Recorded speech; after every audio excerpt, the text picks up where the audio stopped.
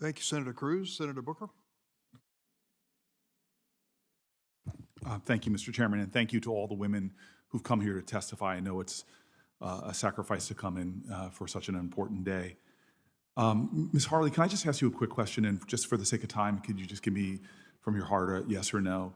If Congress were to pass a national abortion ban, would that be something you would support? I think our laws should protect all human life. Thank so you. Yes.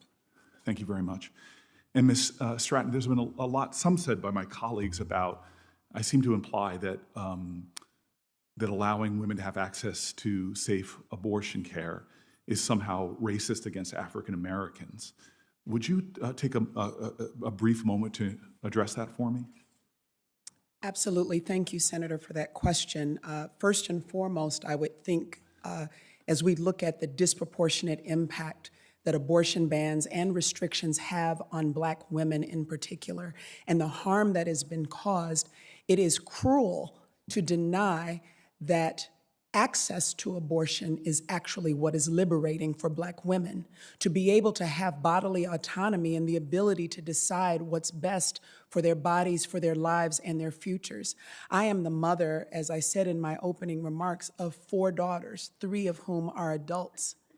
And I had to have a very painful conversation with them, first upon the leak decision, and then, of course, with the Dobbs ruling, about how could they possibly have fewer rights than their mother had. They should be able to decide for themselves and make a personal decision about what is in their futures. And we've already had a conversation about maternal mortality rates, infant mortality rates related to the racial disparities that are attached to that. So this is to talk about what happens with children and recognizing that after a child is born, that they do not have access to resources, they are not given what's needed to address the systemic racism that they are going to experience throughout their lives, to make sure that there's no help that's given to these families, Black and brown families across our country, in the wake of these abortion bans and restrictions. It's contradictory to so much of what we have heard today. This is not about helping. This is only going to harm and cause immeasurable suffering.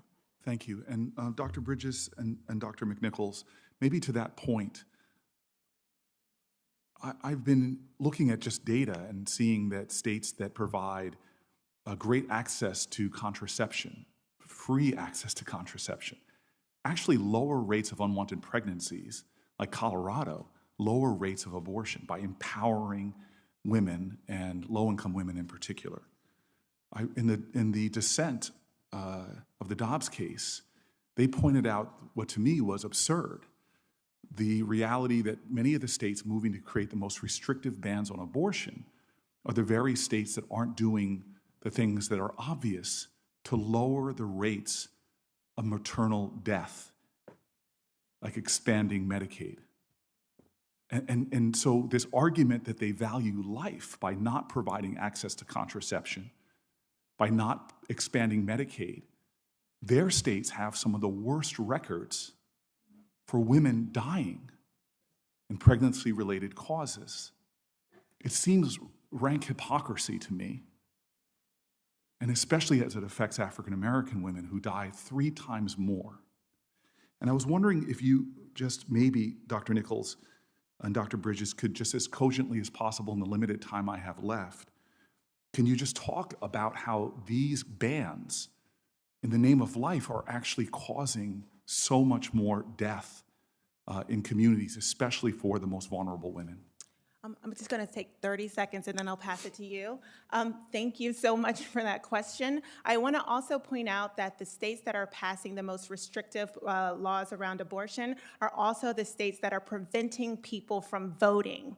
Senator Lee, Senator Cruz have talked about oh, this decision just Dobbs decision just returns it to the elected representatives of states and people can battle it out in these laboratories of democracy as to whether they want to protect fetal life over the interest of the pregnant person. These are the same states that are stopping people from voting. Texas has the most restrictive voting laws on the books. Texas's SB 8 doesn't represent the will of the majority of Texans. Texas SB 8 represents the will of the majority of Texans that were able to vote. So in order for this to be a democracy, we have to protect voting rights. And I leave it to everyone in this room, as well as the rest of Congress, to protect voting rights so that we can be a real democracy. With the indulgence of the chair, would you please respond? Thank you so much. I think it's been well represented here that maternal mortality is the highest in states that are banning abortion and preventing access to things like expanded Medicaid.